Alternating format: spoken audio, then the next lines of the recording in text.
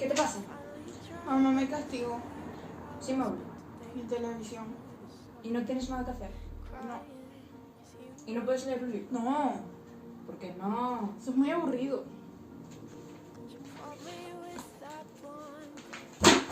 Lee y calles. No. Que leas y calles. Everything I'm insecure about. Yet today I drove through the suburbs. 'Cause how could I ever love someone else? And I know we weren't perfect, but I've never felt this way for no one.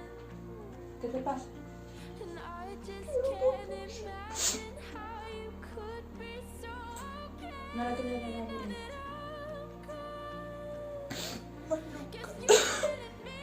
Necesito otro libro, yo no puedo seguir con eso.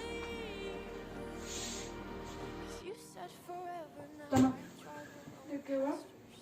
De 35 chicas que compiten por el amor del príncipe. ¿Te lo vas a leer? Sí. Vale.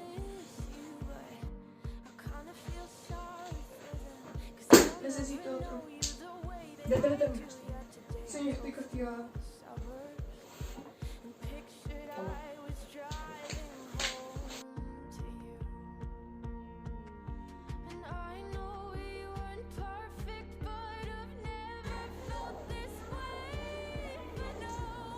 ¿Sabes que ya te devolvieron el móvil?